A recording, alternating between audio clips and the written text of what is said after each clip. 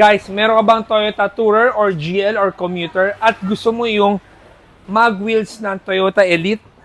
Dumating na. So, dumating tayo. First 20 sets ang dumating sa atin.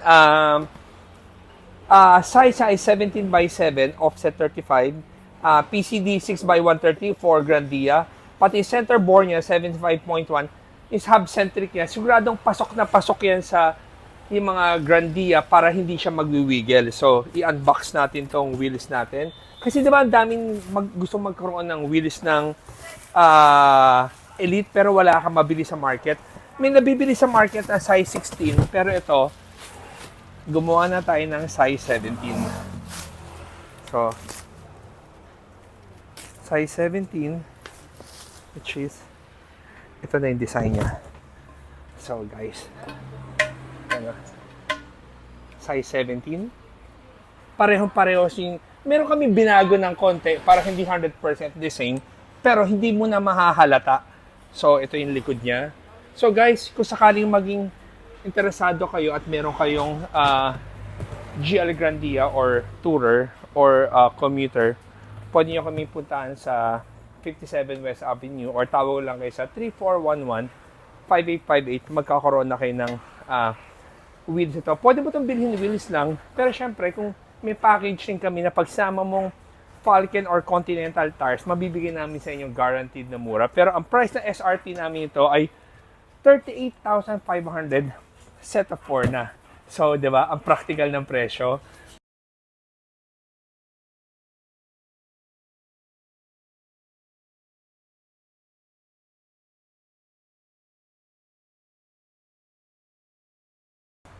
Okay guys, by the way, itong ating PF, ito ay good news para sa mga taong gusto magpahilamos ng auto.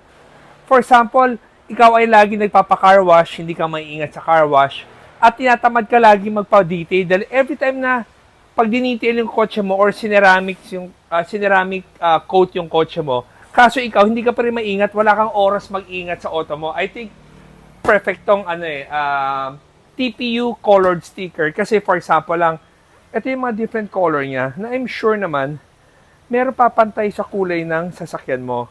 So, example ko ng black. Itong black na ito, in-order ko, glossy black. So, kung meron kang otong kulay black na hindi na makintab, panay gas-gas na dahil sa car wash, kung paano man, pero sariwa pa yung kahan ng kotse mo, wala pang dent. Kaso, nawala lang yung gloss.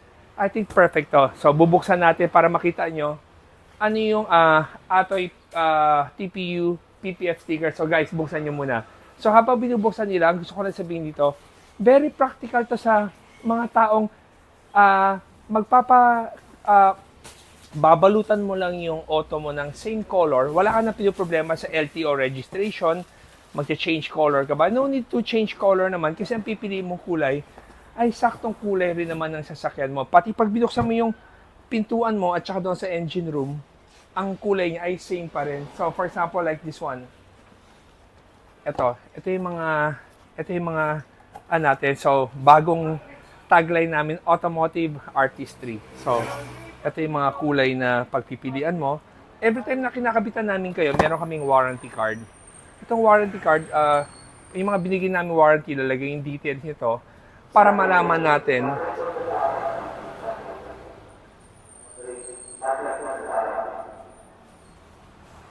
okay, para dito natin ilalagay yung mga detalye nyo para malaman natin kung covered pa ng warranty o hindi yung sasakyan. Siyempre, ang covered ng warranty against sa mga pinangako niya. Ano ba pinangako ng product na to? Isa-isa natin gloss resistant. So, ito yung tipong, di ba, pag nagkamali ka ng car wash, nagasgasan. Ito, hindi siya magagasgasan. Kung magasgasan man siya, natatanggal siya ng init or hinihit gun. Itong shock absorbent, kasi may layer yan eh. So, like sa atin, meron siya tinatawag, diba, 6.5, 7.5, 8.5 mil. Yan yung kapal para kahit na nagasgasan yung auto mo, naatrasan ka. Pero ang atras ay pagilid, magagasgasan yung PPF. Pero pag tinanggal mo, yung kulay sa loob, hindi. Pero syempre, depende sa lalim or kanto ba tinamaan, talagang magkakadent. Pero yung gas-gas na ganyan, pag tinanggal mo, ito yon dahil shock absorbent yung sticker niya. Dust repellent, hindi masyado kinakapitan dumi dahil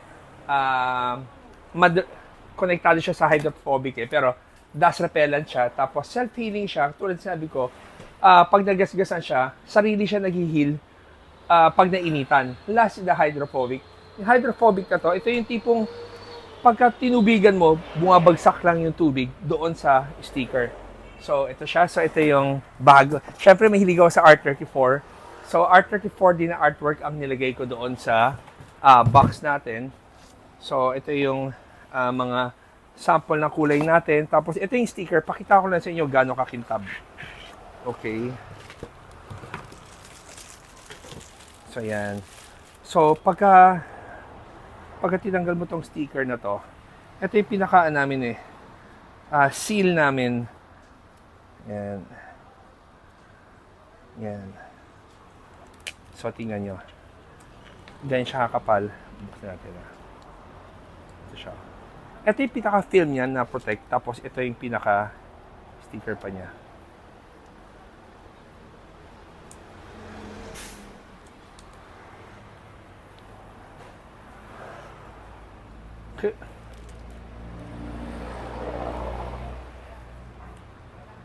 Okay. Ito yung tinatawag na TPU sticker. Ito TPU na to, kahilain mo siya ng ganyang kahila, yan o.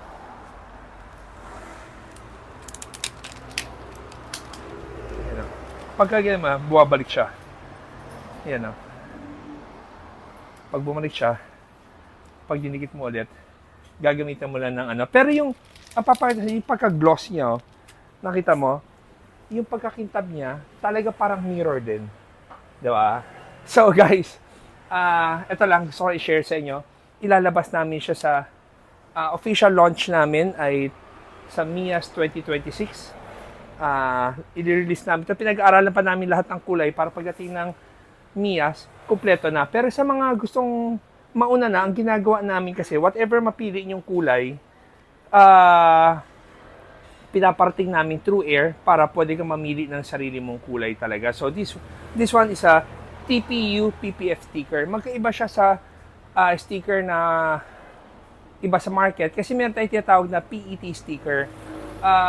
Pero ang pinili lang natin na TPU kasi itong TPU, ito yung nakita nating mas bago at saka because of yung specs niya kaya natin pinili i-carry yung TPU PPF. So marami pa kami ilalabas sa MIAS 2026 pero isa na to sa mga hin-highlight natin yung mag wheels na size 17 and then the TPU PPF ng Atoy Custom. So guys, sana nagsuyo itong vlog namin. Kami rin ay sobra kami excited. Dito sa Atoy Customs kasi lagi namin iniisipan ng paraan or solusyon lahat ng car owners kung ano ang kailangan mo sa sakyan mo na maging easiest at practical way.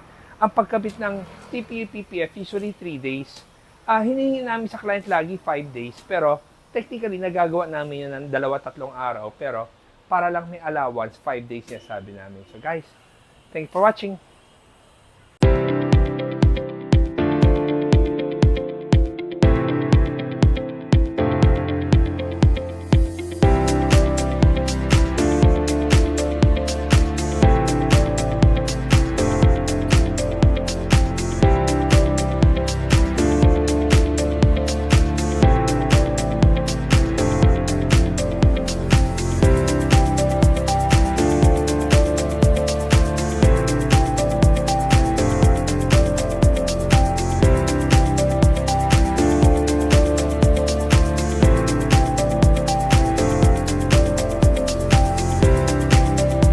친구 여러분, 저희와 편안하게 타세요.